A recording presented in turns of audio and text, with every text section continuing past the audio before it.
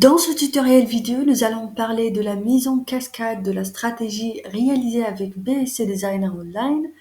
Cascade ou alignement consiste à expliquer comment les différentes unités commerciales d'une organisation collaborent et contribuent à la stratégie globale.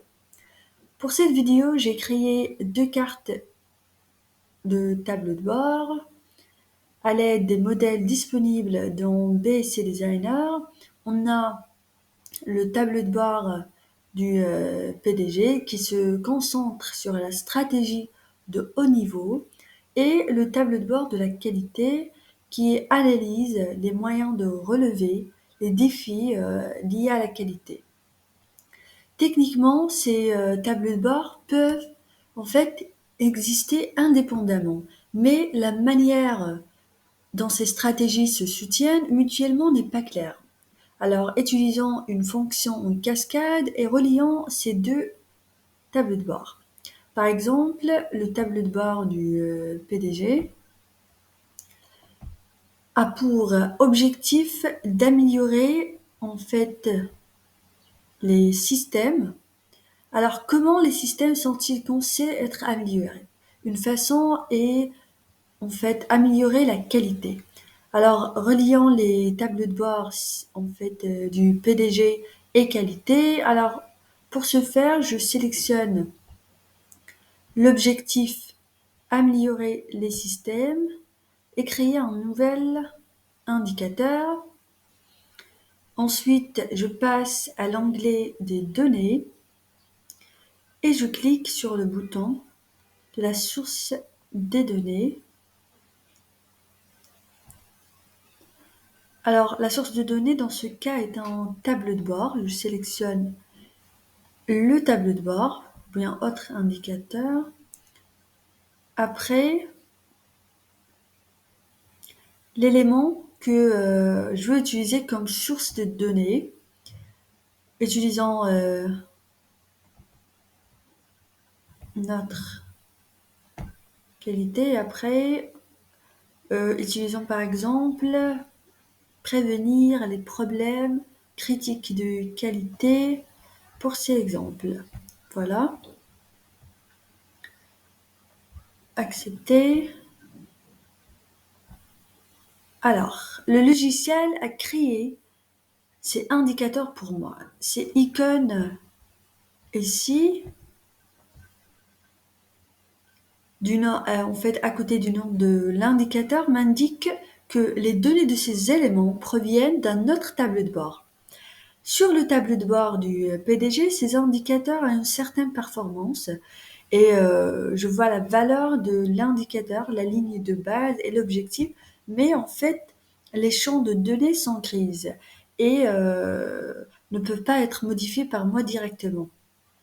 Et si j'ai besoin d'approfondir et de vérifier ce qui se cache derrière ces données, dans ce cas, je dois cliquer à nouveau sur le bouton de la source de données et cliquer sur le tableau de bord ouvert.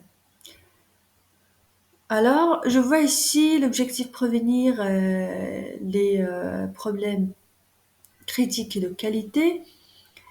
Alors, quel est l'impact de ces indicateurs sur le tableau de bord du PDG?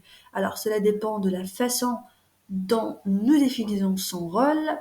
Dans l'onglet Contexte, nous pouvons changer le type de l'indicateur en fonction de nos besoins. Dans ce cas, je dirais que la prévention des problèmes critiques est l'indicateur avancé dans le contexte de améliorer les systèmes. En fait, comment pourrions-nous valider la réalisation de l'objectif dans ce cas? Alors, ajoutons un autre indicateur, cliquez sur le bouton,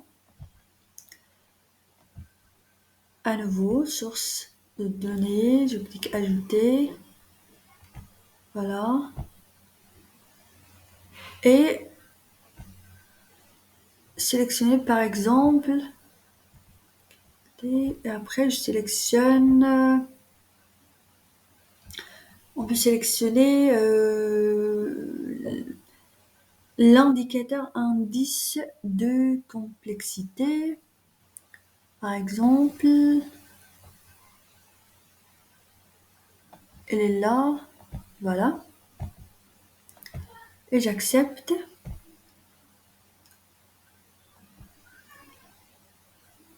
Et dans l'onglet contexte, je vais changer son type en indicateur retardé. Voilà. Alors, si vous souhaitez apprendre la différence entre les indicateurs avancés et retardés, consultez un autre tutoriel vidéo que nous avons préparé pour vous. Alors, nous avons maintenant un excellent exemple de la façon dont deux parties de la stratégie peuvent être liées.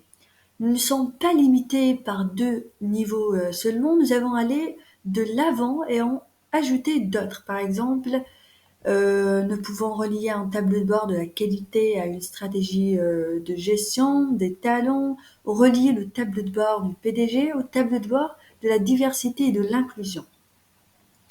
C'est ainsi que la mise en cascade fonctionne dans BSC Designer. N'hésitez pas à revenir vers nous avec d'autres questions.